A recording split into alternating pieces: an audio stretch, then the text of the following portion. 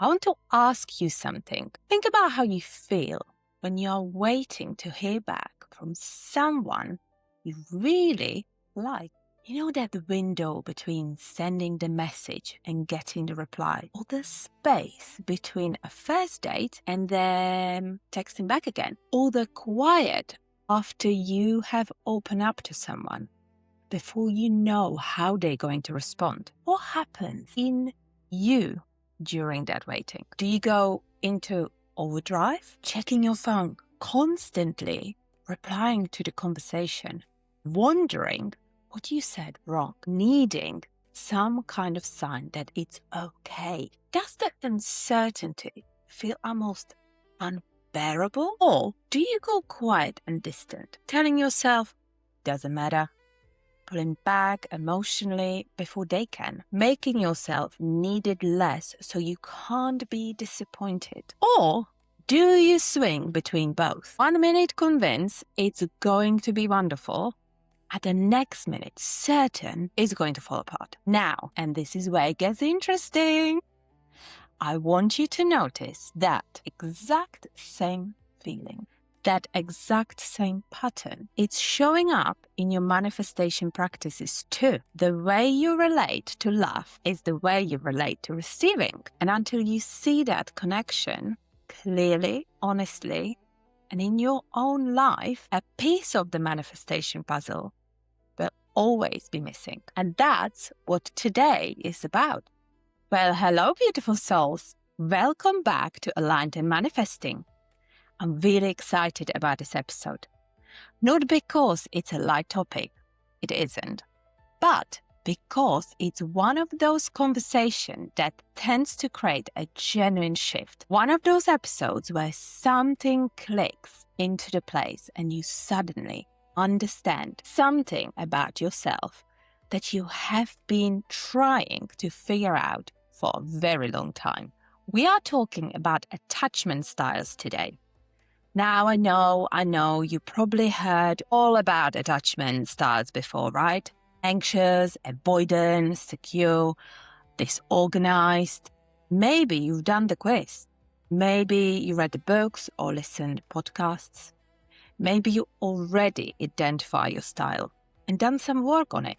That's absolutely fine, but in the context of relationship. But here's what I'm going to offer you today that I haven't heard many people in this space say directly. Your attachment style is not just a relationship pattern. It's your template for receiving, for all of it. Love, yes, but also abundance, success, support, visibility, and everything else you've been trying to call into your life. The way you relate to a romantic partner when vulnerability is on the line, that is the same way your nervous system relates to manifestation when it starts to feel real. The same fears, the same defenses, the same beautiful adaptive patterns that once kept you safe and are now quietly keeping you stuck. And once you see it, you can't unsee it. And once you understand it, you have a completely new relationship with your own manifestation blocks. So let's go. Let me give you a quick, clear foundation. So we are all working from the same place. Attachment styles developed in early childhood. Not because your parents were bad people, but because you were a small human whose nervous system was learning. And you were learning the most important lesson it would ever learn. Is this world safe? Can I trust the people I depend on? Is it okay to need things? If your needs were met consistently and with warmth, you developed what we call secure attachment. You learn that what is generally reliable, that people can be trusted, that needing and wanting are safe. However, if your needs were met inconsistently, sometimes there, sometimes not, sometimes warmly, sometimes not, you developed anxious attachment. You learn that love is unpredictable, that you have to work super hard to keep it, that staying vigilant and close is how you survive that uncertainty. If your needs were consistently minimized, dismissed, or you were taught that having needs was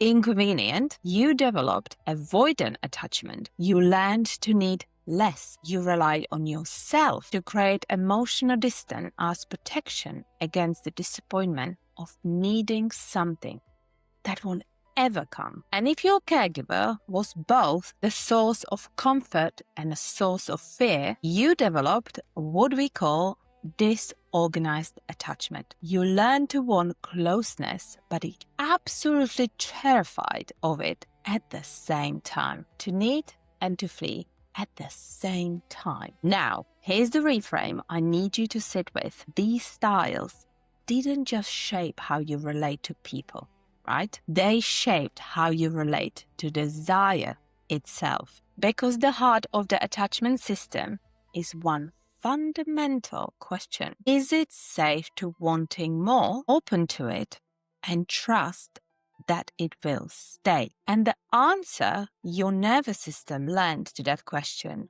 early, deeply, and before you had any say in it is the same answer it applies to your manifestation. Is it safe to want this? Is it safe to open to it?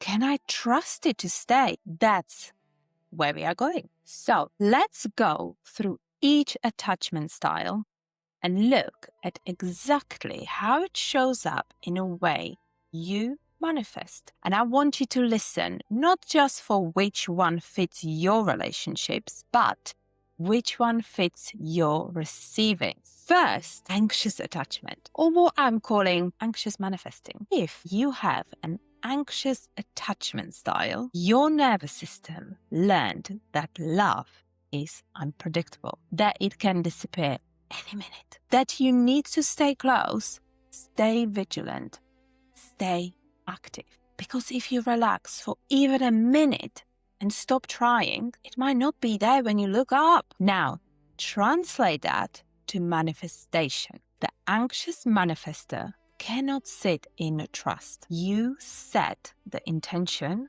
and then immediately start checking. Oh my God, is it coming? What are the signs? Did I do it right? Oh my God, should I do another visualization? Maybe if I journal more, or meditate longer, or change my approach, or try a different technique. You loop and loop and loop and overthink. You need constant reassurance from the universe that it is on its way. And because you learn that desire is something that you have to earn and maintain through effort, you overdo it. You push, you hustle in your spiritual practice the same way you might in relationship. Showing up everywhere, doing everything, because trusting feels generally impossible. And here's the painful irony of this pattern. That energy of anxious chasing, the frequency of, I need this to arrive. I don't fully trust it will. I have to keep working to make it happen. Creates exactly the same energetic effect as anxious attachment in relationship. It sends signal, I don't believe it's truly available for me. And the subconscious and the field responds to that signal, not to the words of the affirmation. You can say, I'm open to receive with your mouth, while your nervous system is literally screaming, but what if it doesn't come? And the nervous system is much louder, always. Does that land? Does some part of you recognize that in yourself? This is actually one of the reasons I find subliminal work so powerful, specifically for anxious manifestors, because what the anxious nervous system is running underneath everything is a loop. It's not safe to trust. I have to stay vigilant. Relaxing means losing. And trust me, I've been there. An affirmation spoken consciously often can't get through the loop because the analytical mind, the mind right here, is too activated. Subliminals work underneath that activation, feeding new information directly into the subconscious, where the loop actually lives. Safety, trust, things come to me. I don't have to chase. If that resonates, the link is in the show notes.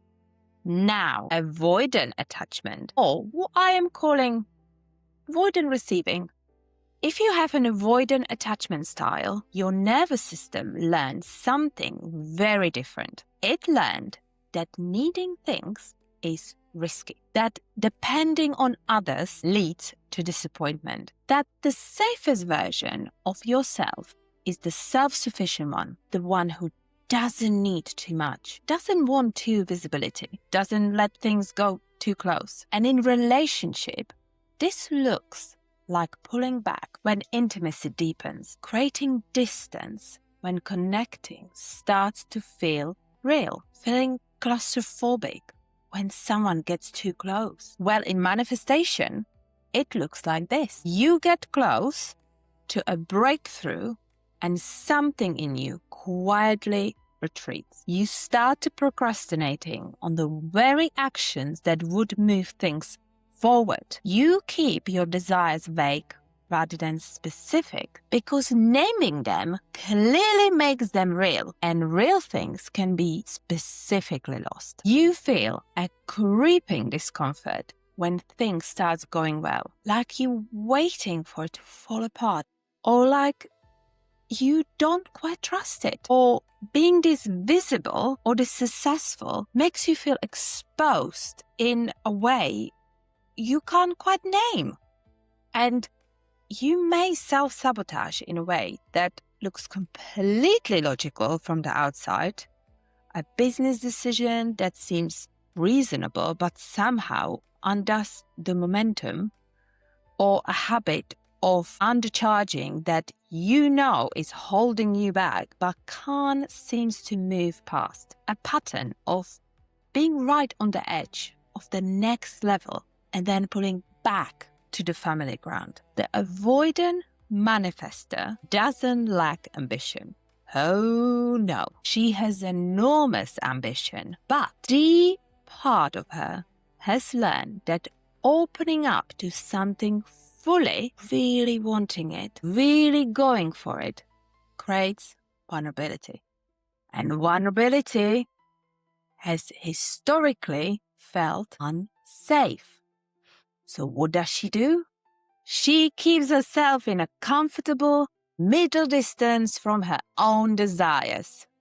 And here's the truth of this pattern. You cannot fully receive what you are not fully willing to open to. You can want it from a safe distance.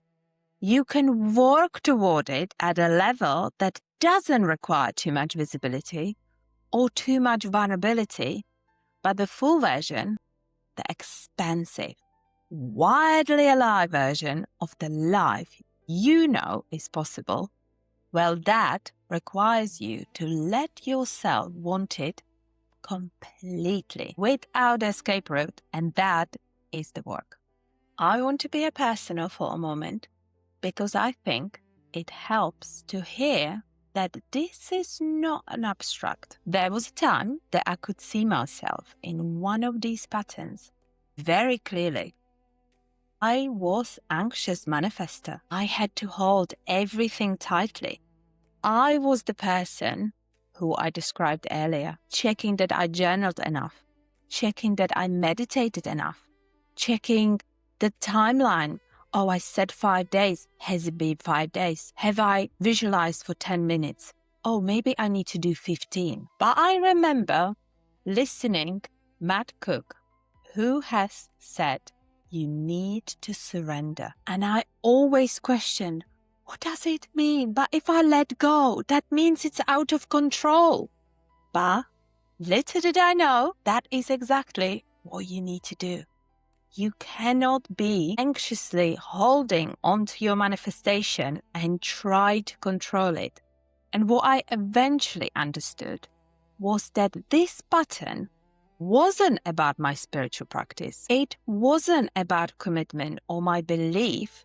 It was about something that had to be wired into me long before I have ever heard word manifestation. And that understanding didn't make the button disappear overnight, but it changed my relationship to it completely because I stopped fighting myself and I started getting curious instead. That curiosity was the beginning of the real shift, and that's what I want to give you today.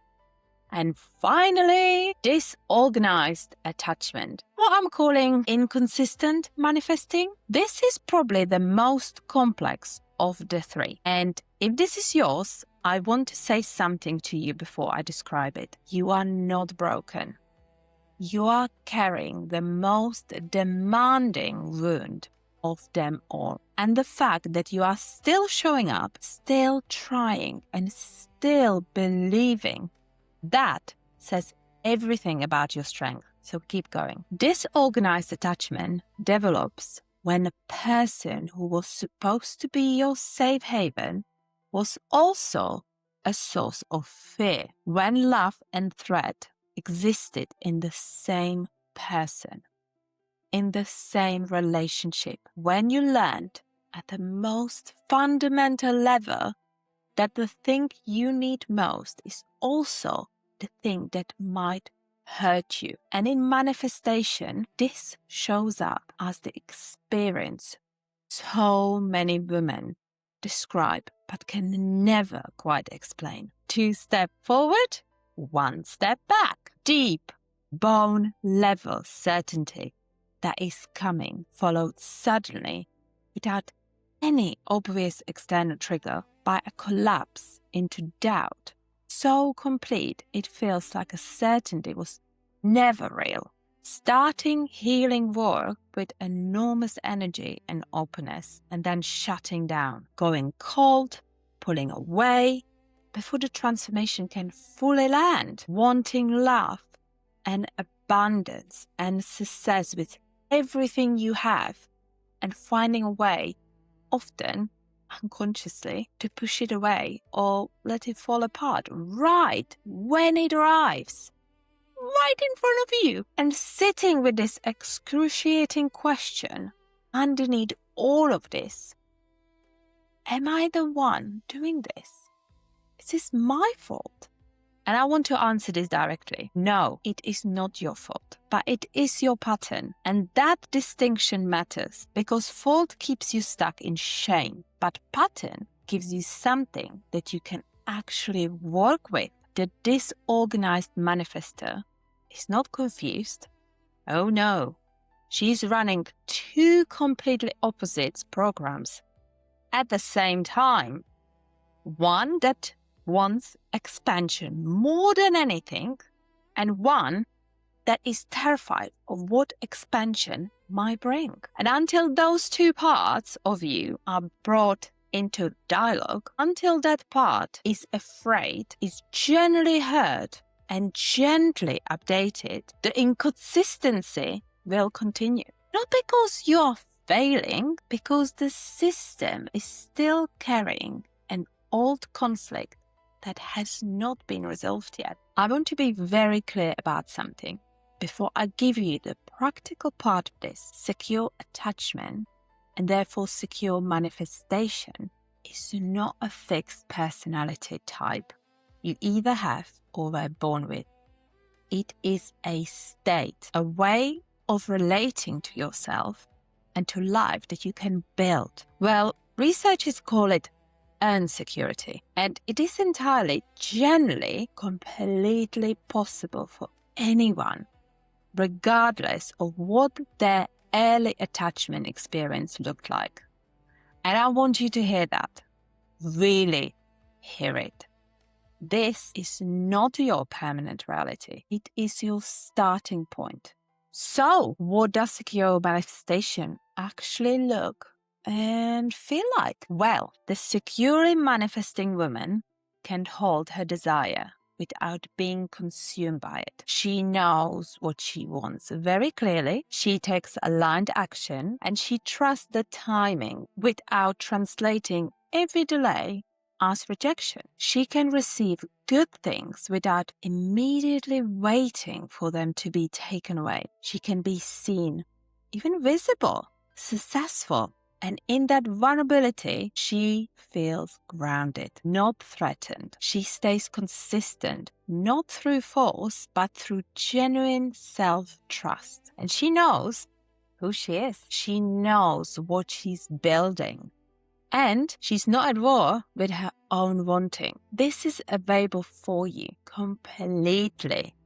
And here's how you start building it. The first step is to name your pattern without any shame. Just see it. Anxious manifesting, avoidant receiving, or disorganized inconsistency. Whichever resonates with you, name it with compassion. Not I'm broken or this explains why I failed, but I have this pattern and it makes complete sense given where it came from. And now that I can see it, I can start to change it, realize it. That's a first step because you cannot shift what you cannot see. And seeing it clearly without judgment is already the beginning to your freedom. The second step is to begin reparenting the part of you that is running the pattern. And this is where it gets personal and specific. If you are an anxious manifester, the part of you that needs to chase and check and over effort is a part that never learned that you could relax and still be held, that things could come to you, that you didn't have to earn every good thing through exhausting effort. The work is to practice slowly, gently, setting the intention and then let it be. Not abandoning it, just not clinging into it. And every time the urge to check, push, or over effort come to mind, pausing, breathing, and telling that part of you, I've got this. You can rest. And if you are an avoidant receiver, the part of you that pulls back from expansion is a part that learned that openness is dangerous, that needing things leads to disappointment.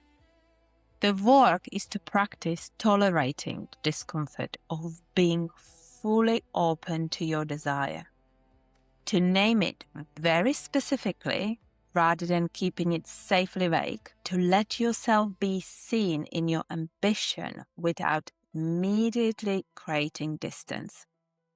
It will be uncomfortable to start with, but every time the urge to retreat appears, you notice it, you name it, and you choose to stay. And if you carry disorganized patterns, this work often needs the most support because you are healing a split at the deepest level. The most important practice here is building safety in the present moment. Not about the future outcome, but about right now. Can you be with yourself in this moment? With gentleness? Can you bring both the wanting and the fear into your own awareness without either collapsing or running? And that capacity to hold both, to be with the complexity of yourself, is how the split begins to heal. The third step, and this is for all three patterns, is to build a secure relationship with the present moment. Because secure attachment in manifestation is not really about the future. It is not about the desire arriving. It is about generally feeling okay right now, safe in your own body right now. whole in your sense of self right now. And every time you regulate your nervous system, return to your body, feel your feet on the floor. Take one real breath and feeling the air filling your lungs. You are building a secure foundation. Every time you follow through on a commitment you made to yourself, no matter how small, you are building evidence of your own reliability. Every time you receive something gracefully, a compliment, a moment of rest, or a small unexpected gift, in those moments, you are training your system that receiving is safe.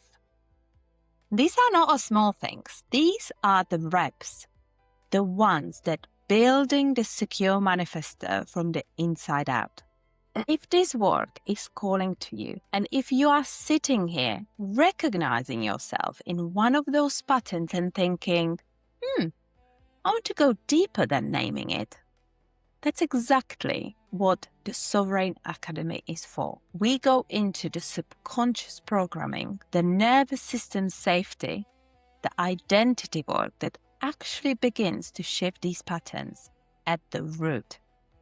Not just understand them, but shift them. So if you are ready for that, link how to register is in the show notes.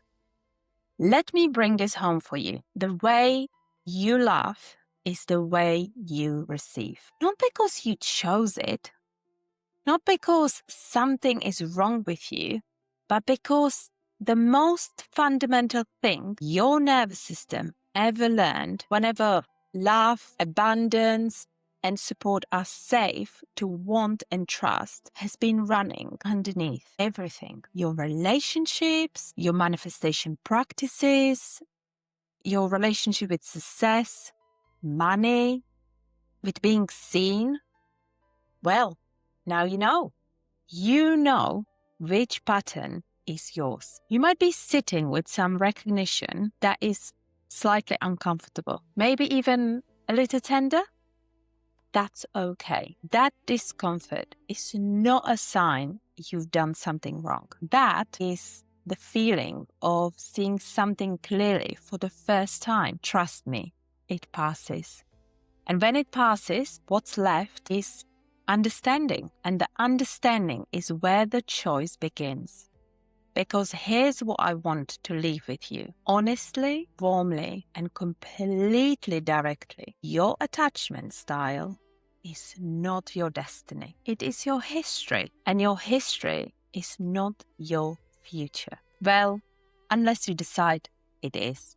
You get to build something different, not overnight, not in one podcast episode, but generally, sustainably, from inside out. That is the work. It asks something of you. Consistency, honesty, patience with yourself when the old pattern surfaces. And they will, trust me, they will. It will ask you to stay when the anxious part wants to chase, and to open when the avoidant part wants to close, and to hold both truths when the disorganized part wants to split. Will be easy? No. Will be worth it? Oh my goodness, without a question. And you are more capable of it than you know. Now, think about your manifestation practice and the way you relate to a desire you are currently holding. And ask yourself honestly, am I chasing this or am I trusting it? Am I opening to it fully or keeping a safe distance? And when I imagine actually having it completely, fully in my life, do I feel open or do I feel afraid? Write whatever comes without filtering, without judgment or shame. Because the answer to that question tells you exactly which part of yourself needs the most love right now. And that is your starting point. And if you are sitting with this and you can feel that your patterns go deep, that there is a particular wound underneath this specific history that needs more than a framework to move through. Please know that's exactly what my one-to-one space holds. Some of this work is too personal to do in a program. It needs someone sitting with your specific story. The link is in the show notes if you feel called. Beautiful souls, thank you so much for being here today. This is one of those episodes where I hope you walked away seeing yourself a little bit more clearly and a little more kindly, because you deserve both. I'll see you in the next one.